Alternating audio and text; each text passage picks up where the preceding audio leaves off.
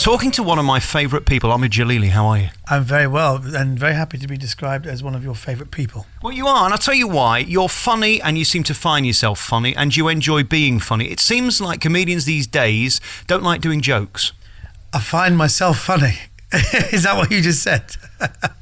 I do find myself funny, actually. I used to watch my DVDs. Well, I used to watch my sets, comedy sets, and I used to start off with a Middle Eastern accent. And I found myself really laughing at that. And then when I come out of accent, I thought, that's not funny anymore. So I actually liked it when I did the Arab stuff because it seemed ironic to me. But yes, I do find myself funny sometimes, but a lot of the time I'm very embarrassed. So I know you've seen my DVD now, and I'm very worried about what people think of it because I release DVDs very seldomly. What I love about you is you seem as if you're almost embarrassed to be a comedian. You have to give a little bit more, like you try and sing and dance. And I say try and sing and dance because you don't do it very well, but well enough to make people laugh. Yes, that's the whole point. I'm not a good singer and I'm not a very good dancer either, but there's something I think intrinsically funny about an overweight man warbling and then waddling along and doing dances. And I felt I had to do something special. That's why we've got this surprise ending and it all seems weird. And I just feel you've got to give entertainment value these days. There's so many people who do straight stand-up and I think they're really great. I mean, if you were to tell me the people I don't want to just promote them, but there are a lot of comics who I think are much better than me. I find Dara O'Brien very funny. I think Bill Bailey is a genius. I would go and buy their stuff. So I always feel for people to buy my stuff, I've got to give them a little bit extra. And maybe I go too far, I don't know. But it was certainly fun having all these dancers and having a big stupid ending at the end. To me, though, it's always nice when you've got a comedian that gives a bit of an act. I mean, you're not Omid Djalili the person, you're a characterisation of who you are. Do you know what I mean? And you've created a character that we kind of buy into. Actually, if you see what I do is that there's a number of characters that come through. One is this crazy Arab who just talks like this for no reason. And there was a time when I used to try and make people believe I just fresh off the boat. And then I stopped doing it because everyone knew it was the guy. And then I brought it back because people thought there's something even more funny. He doesn't really even talk like this. That people thought was ironically funny. And then breaking away from that and saying, well, actually, my real voice is this office kind of bloke, you know.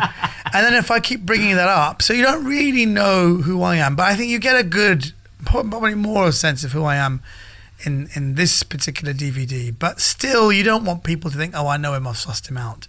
You still have to have a couple of surprises up your sleeve. It's really nice as well that you seem to have come from nothing. I mean, you've only been in our perception for about 5 or 6 years or so, as far as I'm aware, and then you're a movie star. How have you managed it? Being on the verge of divorce, I think, for the last few years. But I think it's been, I have to say a big thank you to my wife for putting up for that and actually being assisting with it as well, and has seen that there is, you know, I don't like people who take themselves too importantly. I never take things too seriously because I think self-importance comes out of insecurity. When people are very insecure, they have to make out they're very, very important, so people take themselves seriously. So I think that people probably have liked my stuff because they can tell I don't really take it too seriously. I don't even take myself that seriously. But I think that if people offer you stuff and you really want to create something and you want to say something, I think that's where good art comes from, when it comes from a good place. And I think I've always tried to do that. So I won't do a comedy show if I feel I've got something new to say. If I just think I've got another book to bring out or another show just to make money, I won't do it. Like there was a big 3-year gap between the last DVD, and I shot that in 2006, and I shot this one 2 years later. So it was a good couple of years because I didn't have anything more to say. And maybe another 3 or 4 years before I do another one. And I know that frustrates DVD companies and things, but I think you have to be true to yourself as an artist. And I don't believe in just doing it for the money. I've never been in it for the money. And I think even doing Fagin now in Oliver, which is the biggest blockbuster musical I think the West End has seen in many years, it was never for, oh, look, I'll have my name up in lights and, oh, I'll get a nice dressing room. It really is this something I can do? I'm a small cog in a big thing. Can I be a good cog? Can I be the best cog I can be? And is this something I will learn from? And I think for me, the draw was, it was following Rowan Atkinson. So really, if it was good enough for Rowan Atkinson, it's good enough for me. He's one of my heroes. I'm sandwiched between him and Griff Rhys Jones, who's coming after me. So it's definitely artistically something that's worth doing. And second of all, I think what was very important is to do a long run of something and then develop a character where it's not me being a comedian, it's me playing a character. So can I do the best possible Fagin? And I think I've done 80 performances and I've got 64 to go. Not that I'm counting. I'm not counting. You can see the scratches on my prison wall here. But I do believe that if you want to create something, you have to do it night after night. And it is still different every night, and it is better. I think it's getting better, and I think that I'm finding myself as an actor. I'm finding myself as company leader, which is a whole new responsibility. I'm finding myself being with other actors. Musical theatre, they're a little bit different. Like, I got some very good reviews, and they said, "Why are you being so modest about your reviews? We'd be splashing them everywhere." And as a joke, I said, "Well, look, I don't want people to know, because then that's all you get offered." I've just been offered lead giraffe in The Lion King. And you know what they said? They went, "Congratulations. Well done." So I've been quiet about the reviews because it was just an experience I wanted to have and to enjoy and to savour. That's all I wanted. So I think that when you say I've come into burst into people's consciousness, I think it's because I probably did have something to say, and to have longevity, I would like to keep it fresh. That's why I will go off and do a film. That's why we'll come and do a musical, because it gives you fodder to do stand-up comedy. It's good. I've taken a break. From stand-up comedy. I've done this. And then I'm going to release my film, The Infidel, which is going to come. I'm going to do publicity stuff for that. I'm going to do another film after that, and then probably come back to stand-up comedy end of 2010. I mean, look at Eddie Izzard. Look at what he did. He's just announced a tour now. He's coming back, and that was a good, 5 years? So I think you have to live life before you can talk about it. I mean, he's just spent 2 years walking. He's not been doing anything. Did he walk or run? I'm not sure. What a lazy git. I thought he ran all these marathons. No, I think he's definitely somebody who I've always looked up to. I think he's a wonderful human being. I think that comes across. And I think people want that. You know, in football, people say, "Oh no, I haven't got any more characters anymore."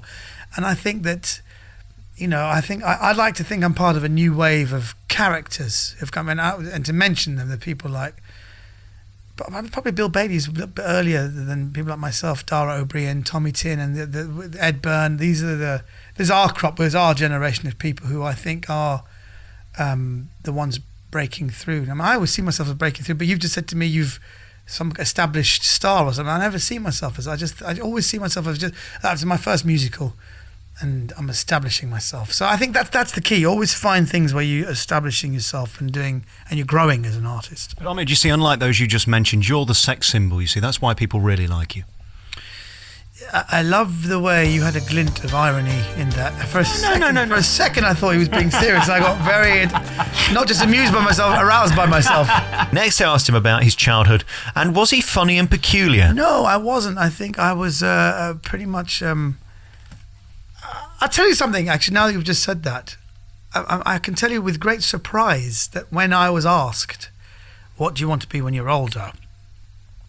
I was 6 years old. I remember my 3 uncles. My mother had 3 brothers, 4 actually, but 3 of them were there at the time. And they said, "What do you want to be?"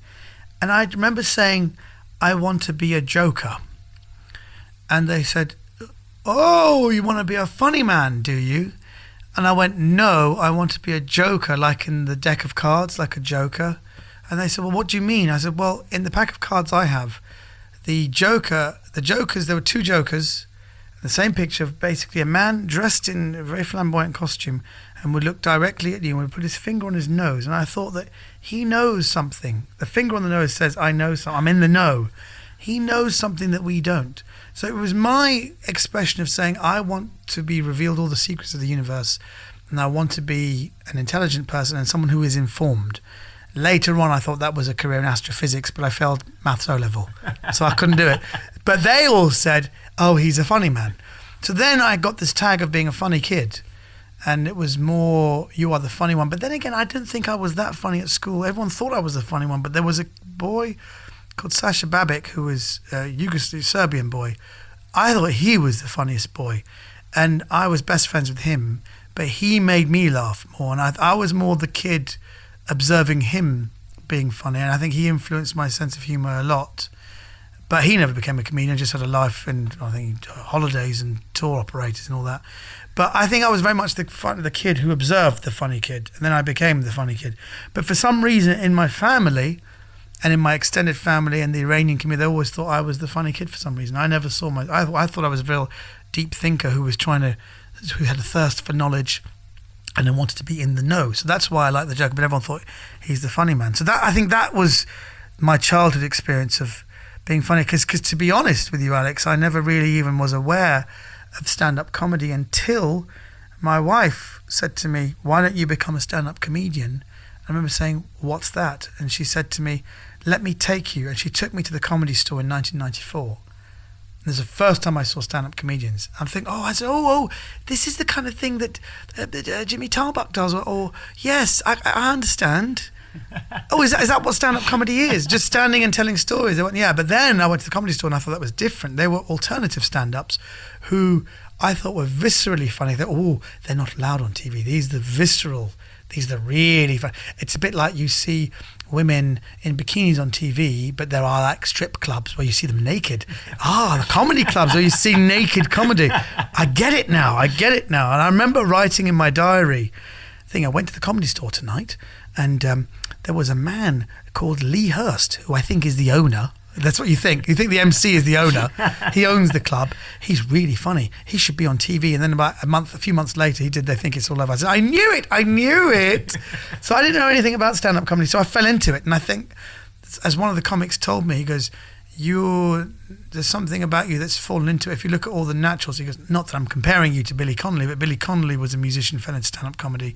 And I think I fell into it. I naturally gravitated towards it. And also, I never 100% felt comfortable around actors, whereas the comedians I felt were more real and were just straight talking, and I like that. I actually always preferred comedians to actors, and actually right now I'm comfortable with both, but at that time when you're finding yourself, I found the vulnerabilities and the honesty of comedians fresher to me. Unique in show business. There aren't many stand-up comedians who can act well and do movies. They might do it for a bit, but they're caught out. You seem to have made it in all three very successfully.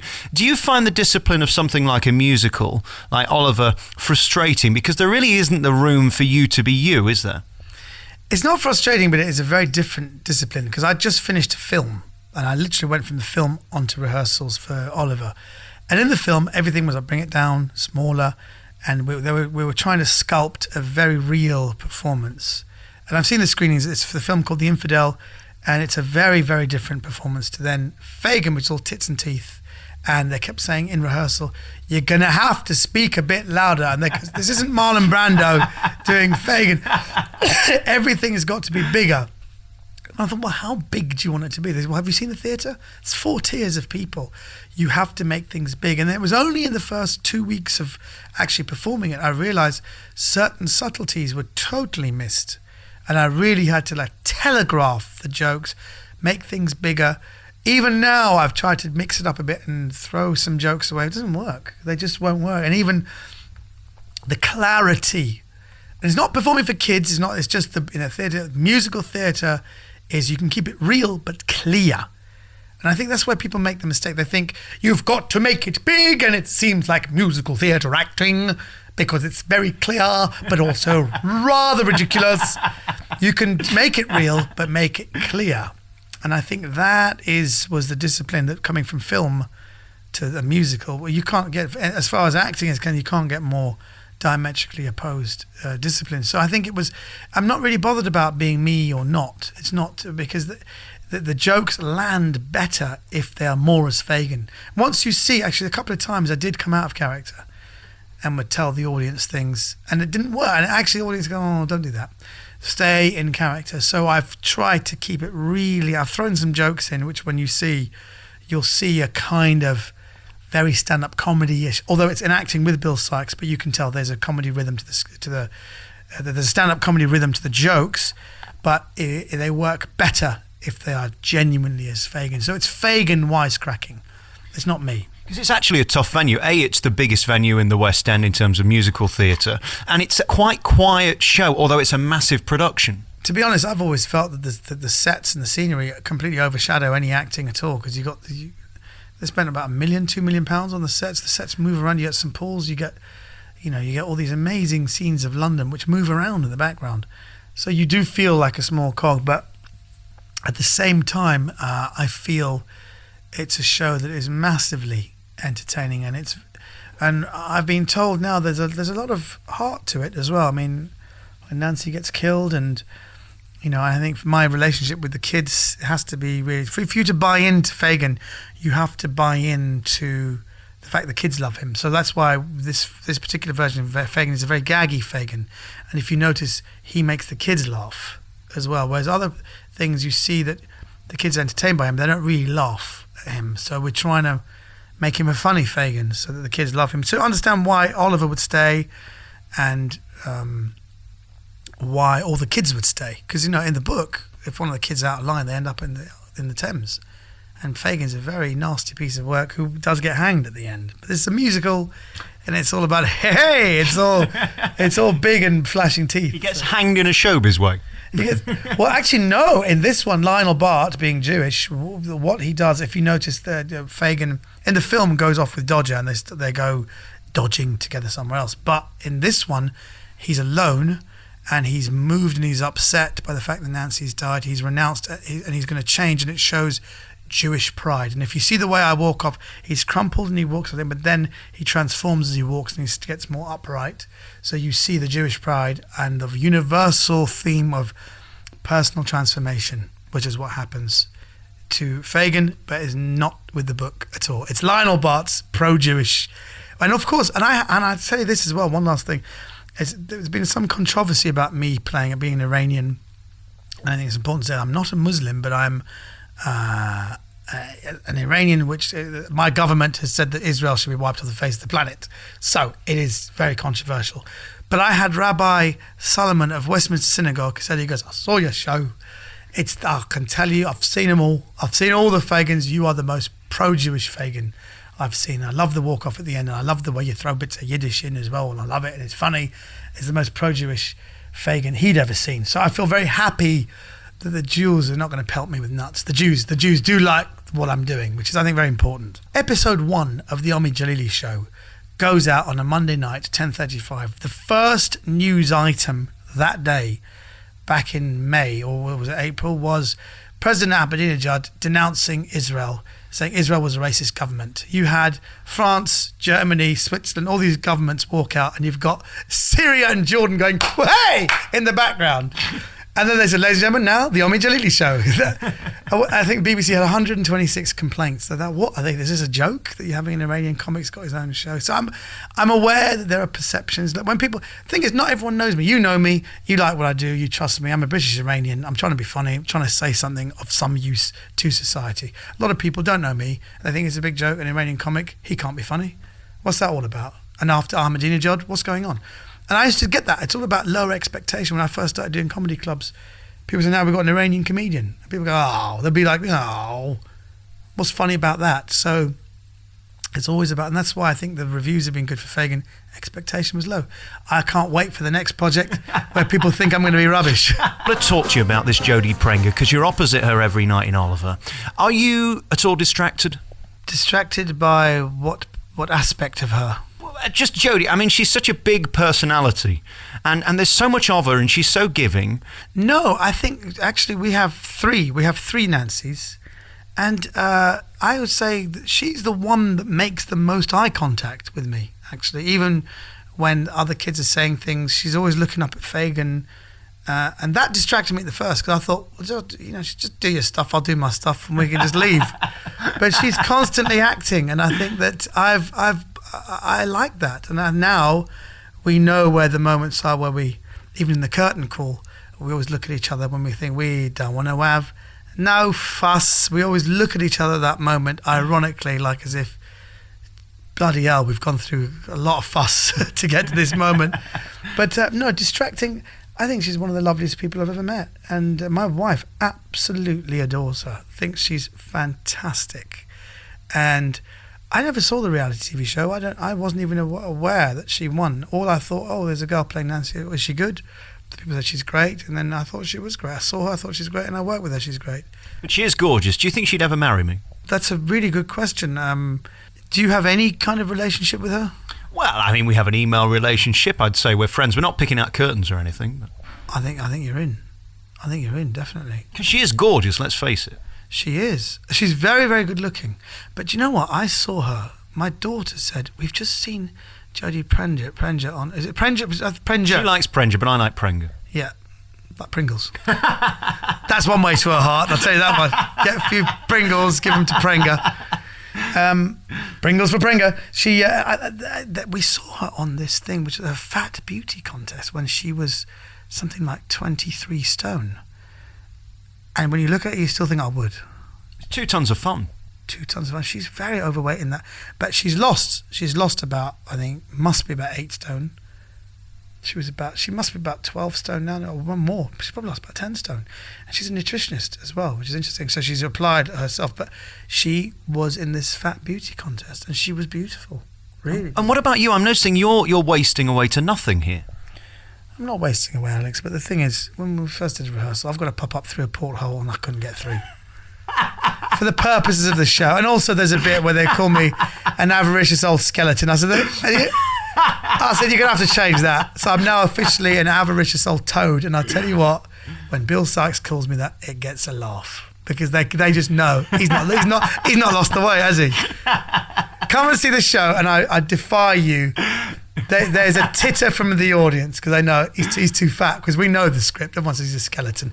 Fagin has always been a skeleton, but I'm a toad. I'm the first toad. Where is the most pressure? Walking out by yourself to do stand-up comedy, or being part of this ensemble where you can't stop because the band's going to carry on? There's more pressure. And there's been moments where in reviewing the situation, I've dropped something and I've gone back for it, and then the music has stopped and I haven't... I mean, you should be controlling the orchestra, but there's a bit where I couldn't control them, and I actually told them to stop, and they started up again. I said, no, I'm not ready. And the audience are laughing, but they think. But now I've relaxed into it that it's not such a, because they scare you. They say now, the musical director Brooker says, he goes, now listen, you. He goes, this is when they press that go light, it's go, and you do not stop. He goes, and you have to sing the song, sing it. It's a musical after all. It's not a scenical. It's not a handkerchiefical. I thought, you can't write this stuff. It's not a handkerchiefical, it's a musical. He didn't say that. He actually said that. And he loves me for saying it in interviews as well. And he would say, it's a big train, you've got to jump on the train. The train will not wait for you. But actually I've thought, hang on, I've thrown a couple of children in front of that train at the level crossing, and the train has stopped. And I've brought the show to a stop on 2 occasions already. But it's scary, but at the same time, you have to relax. Even when the show breaks down, the automation doesn't work. They just put the calls down and say, ladies and gentlemen, we have a technical difficulty. And once it's happened, at first I panicked. I thought, this is terrible. But actually you think, no, it doesn't matter. The audience loves it and it doesn't really matter. Nothing really, you just think nothing matters. Life, nothing really matters. When you make mistakes, we've just made a mistake. And I always remember footballers saying the most important thing for a striker, for you to actually score goals, is take away the fear of making a mistake. You make a mistake, you move on. You miss 3 goals, you score the next one. You'll be loved for that 1 goal, and it's a winning goal, and people will forget that you've missed 5 or 6. So I think, I've been amazed at the cheer I get as Fagin when I've been really bad. I've made mistake after mistake. I've fallen over, I've tripped over my coat, I've done all kinds of things. I've missed lines, I let the music run on, and I've forgotten lines. But people forget. If you hit other things, people do forget, and they won't say he's been off. They'll just look at the whole thing as, oh, that was a great show. And people are genuinely quite forgiving in a big show.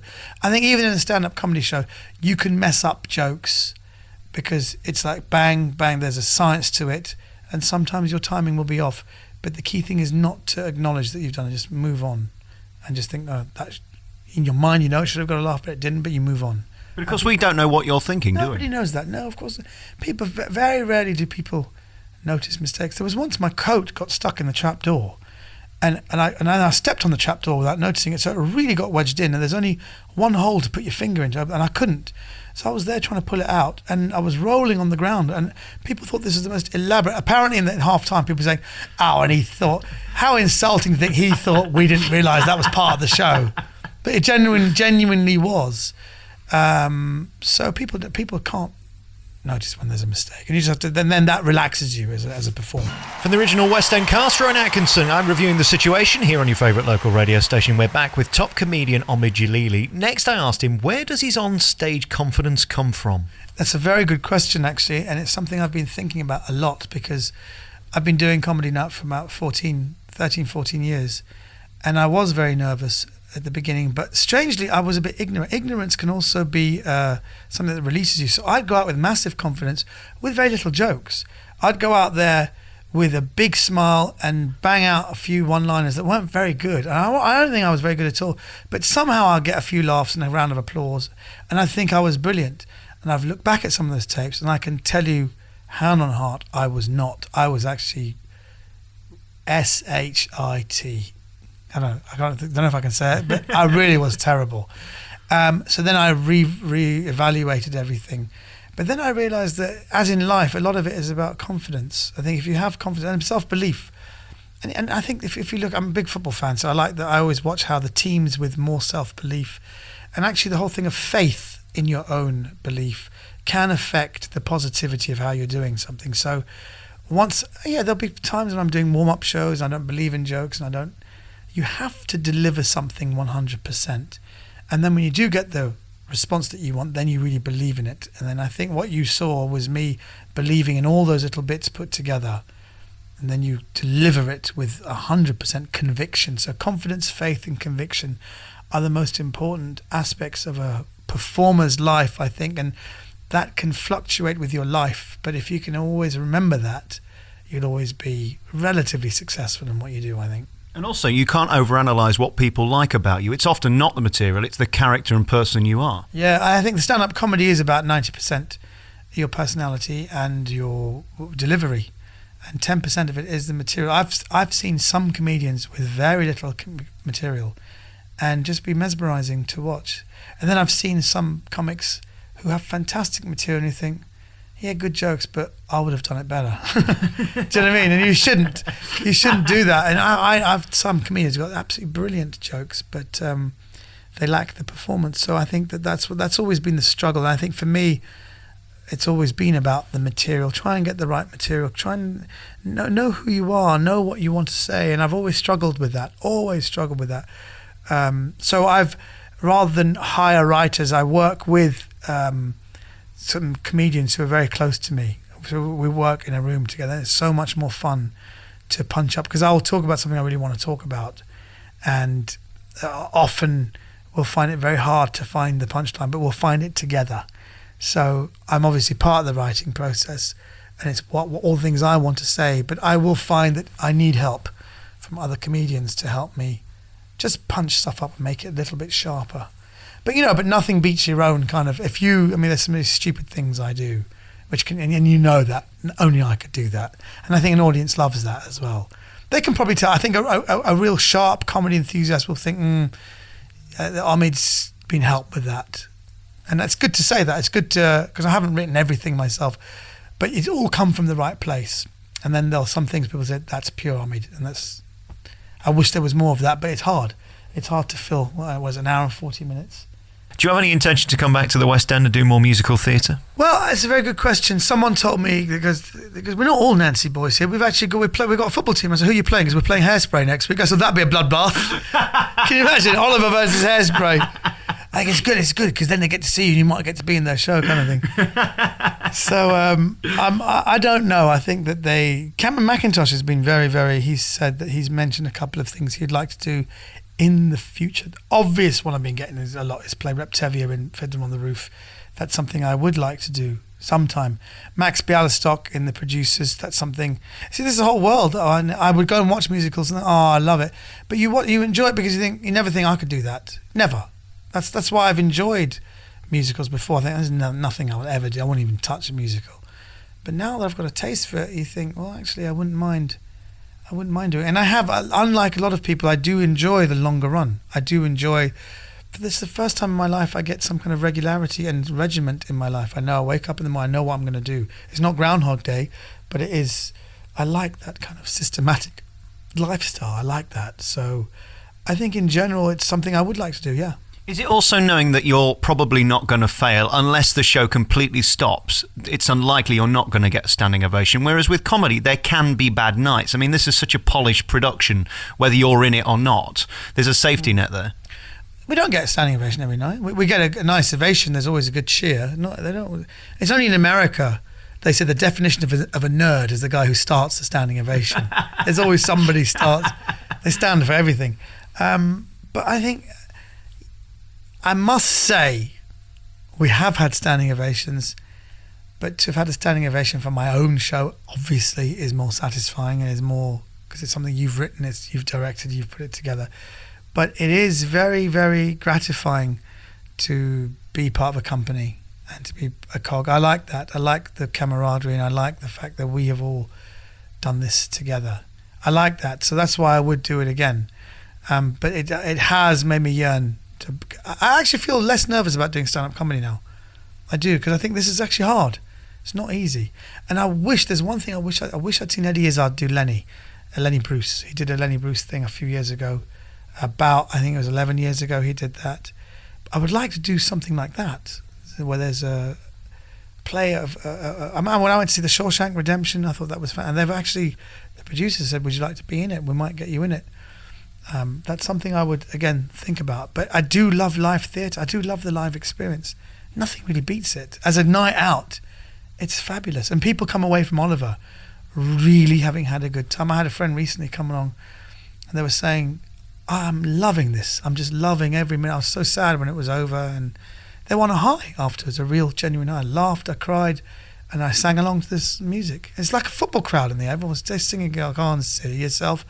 It's like a football crowd. It's fantastic. You're coming across as incredibly needy, that if you don't get your round of applause every day, you're somehow going to be a manic depressive. I'm so needy. I'm actually begging the audience. They don't know I'm mouthing. People say, "What are you mouthing?" And I'm mouthing, "Do you like me? Please like me."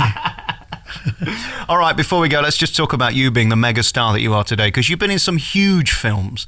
Does it ever become normal when you meet the really big stars? I'm not talking about people in Britain that only we know, but I'm talking about people who around the world are international megastars. Does that ever become normal? First of all, I'm not a megastar. Let's be very clear about that. I've had a few small bits in a few big movies, and I've been very lucky to do that. But you cannot say I'm a megastar.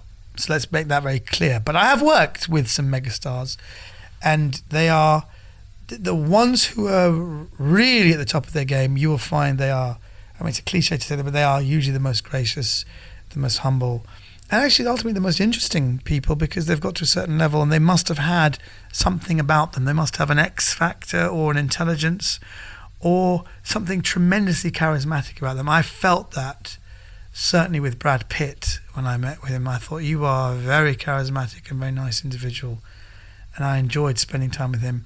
It was on the film Spy Game. Equally so, Robert Redford. I thought he was really presidential, and in fact I heard that Bill Clinton would be seeing tapes of Robert Redford to learn how to be more presidential. When Robert Redford walked into a room, you almost felt like standing up, because it was like, the president is here. He's got that kind of aura about him. Having worked with Whoopi Goldberg for 9 months in America, I found her to be extremely with it, and she's someone who was a drug addict and lived homeless. She was a homeless person in Central Park for about 6 months, I think. So there's a heart to her that you can only find irresistible. And I know she kind of splits people. Some people love her, some people really don't like her at all. And I was ambivalent towards her, but I really came to love her for what she is, because I found her one of the most savvy, intelligent and with it people I'd ever met. But again, very, very... And she explained to me, she said, "Listen, honey, when we finish, if this show gets cancelled, we're friends now, but I've got such a heavy life. I've got grandchildren. I've got this. Don't expect me to return all your calls. Don't expect me to write emails. That's just the way the business is." And I understood that. So other cast members saying, "Well, Whoopi did not answer my email. I left 4 messages for her. I think that's off." And I'd say, no, this is people have very, very busy lives, and you can't keep up with every single person. It's just time. We don't have the time. And I think that's one thing I've learned about them. They've all got extremely busy lives. They're very good people, but the ones who fail ultimately, the ones who've surrounded themselves with too many people, like MC Hammer, Look at him. He did Can't Touch This, and what happened? He made millions. He had so many hangers on. He was taking to the cleaners. He now owes $3 million or something. He's gone into hiding because he's surrounded himself with the wrong people. And I think that's what you have to do. You have to surround yourself with people who will tell you what the good thing is. I surrounded myself with people who advised me to do Fagin. Between you and me, Alex, I didn't want to do it. I thought, I can't handle this. I can't sing. I can't dance. I'm no good. I'm not going to follow Rowan Atkinson. I'm not going to do that. I'm going to get hammered. And they all said, no, we think you should do this. It would be very good for you. And my wife also said, it's a good break from stand-up. And, you know, I think you should do something that the kids would enjoy. Because the kids never come and see you. They want to come and see you do something. Do this. This would be perfect for them. So I think and variety is the spice of life. But when you're talking about those stars, they've also said the same thing. Keep things varied. And they're very good with advice as well. You know, if you get into normal conversation, they will pass on as I'm doing with you right now. I'm passing on my information that variety is a spice of life, and my perception of all these so-called high-level people. They're very real. And I'll finish with this one quick story. I've said this before, but in case you haven't, but they're very witty people as well. I tried to be funny with Robert Redford. When I was introduced to him, I thought I'd crack a joke. He goes, Omid, this is Robert, this is Omid playing Dumay. And he goes, hi. And what they do, they look you in there. He goes, it's very nice to meet you. And I said, Mr. Redford, may I say, I'm a huge fan. You are the best thing in Hawaii Five-0. It's my favorite show. You and Jack Lord, you are a dynamic duo. And he said, thank you. He goes, may I say, you were great in Dr. Zhivago, but you've let yourself go. And I thought, whoa, this guy's quick. After a little beat, he just thought, hang on, what am I dealing with here? And he thinks that he's funny. How about this? So my experience is a lot of them are the very sharp cookies. Robert Redford is the sharpest cookie I've ever met.